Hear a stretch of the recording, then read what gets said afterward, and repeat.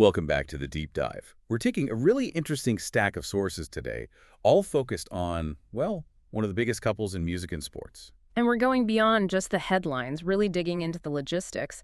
It's about how you manage huge life changes, like a baby, when you're operating at this incredibly high level. Exactly.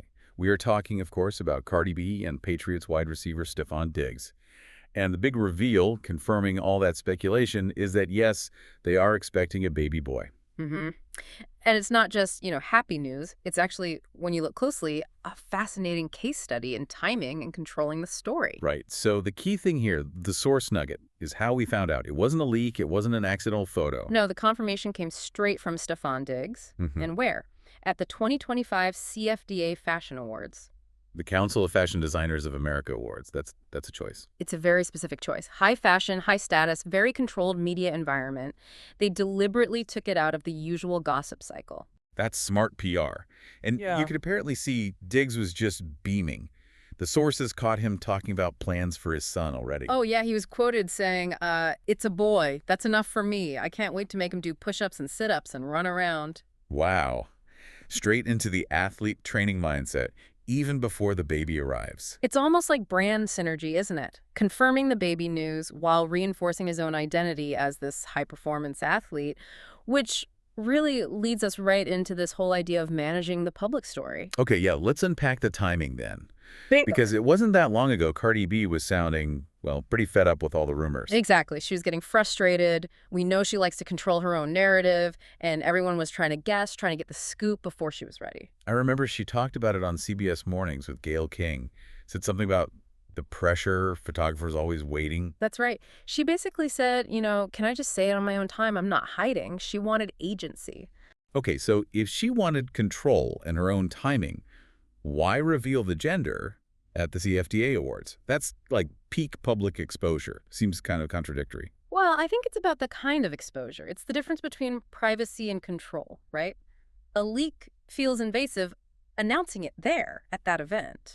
It frames it differently. Precisely. It makes it significant cultural news, not just celebrity gossip. They owned the moment, the setting, the message, and the key facts dropped were, it's a boy and he's due. Real soon. Real soon. That little phrase is doing some heavy lifting, isn't it? Yeah. Keeps it vague, but signals, okay, the clock is ticking. A very specific clock tied directly to her professional commitments. Which brings us to the family side of things. Right, because this is their first child together. But for Cardi B, this is, as she apparently calls it, her fourth rodeo. Yeah, she's bringing a lot of experience to this, and you really have to appreciate the context here for the listener. Let's just lay out the family structure. Okay, so this baby boy will be Cardi B's fourth child. Fourth child. She shares 3 kids already with her estranged husband, Offset. There's Culture, who's 7 now, Wave is 4, and Blossom is just 1 year old.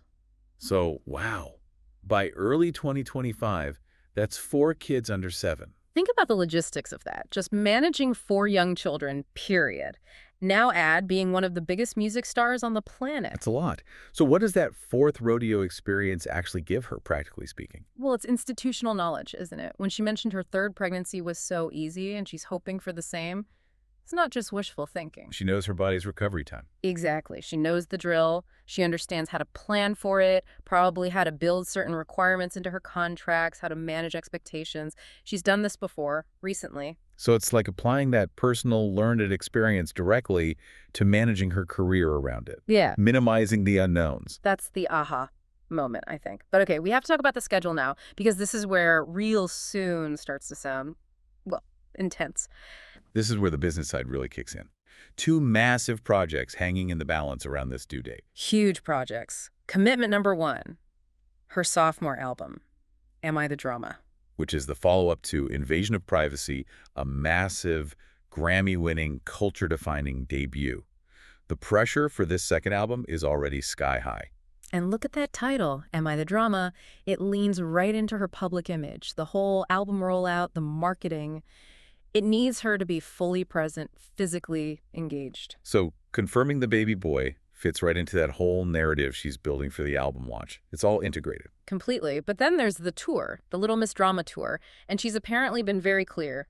The baby has to arrive before that tour kicks off in February. February. Okay, that is a hard deadline. A very hard deadline. Let's say the baby comes, mid-December, early January. That gives her maybe 8, maybe 10 weeks maximum. For recovery, getting back in shape, and then intensive rehearsals for a huge global tour. That involves intense choreography.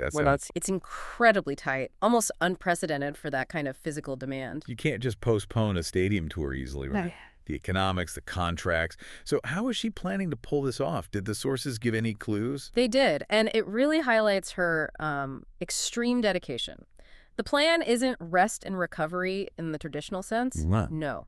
The sources say once the baby arrives and her body feels, quote, loose, she's planning to go straight into exercising and rehearsals with her dancers. Straight into it. Wow. Just immediately after having her 4th child. That's the plan described. It really underscores the physical demands of maintaining that level of superstardom. It sounds less like typical maternity leave and more like an elite athlete's training camp. That's a really good comparison. An athlete prepping for a major competition. And here's where Stefon Diggs' schedule actually lines up almost perfectly. You know, if the tour starts in February, the likely delivery window, say December or January, falls right into the NFL offseason.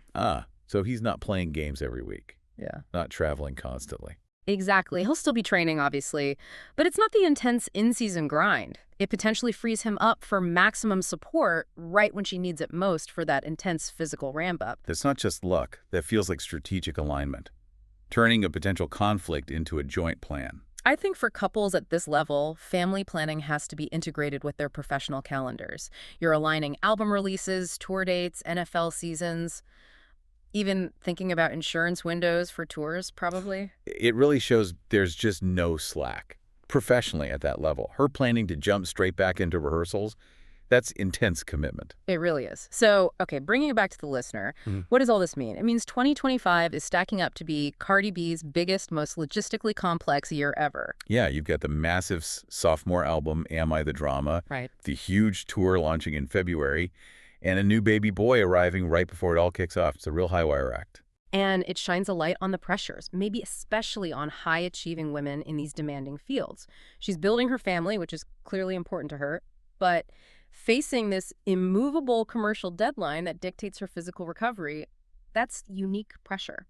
Definitely. So just to recap the key takeaways from our sources, it's confirmed, a baby boy. The reveal was very strategic, coming from Stefon Diggs at the CFDA Awards. This is Cardi's 4th child, and that February tour deadline is the critical piece driving this incredibly tight timeline. And the thought I'd leave you with, the really fascinating thing here, is the sheer velocity of it all. 4 kids so quickly, major album, major tour, all overlapping. So think about this. Given those physical demands that plan to go straight into rehearsals, what are the unique, maybe hidden challenges? Things like negotiating support, managing health risks, maybe even specialized insurance. What goes into planning career milestones this tightly around motherhood at that elite level? It's way beyond just balancing. It's like peak performance management applied to literally everything. Thanks for diving deep with us today on this incredible mix of fame, family, and some seriously high-stakes scheduling.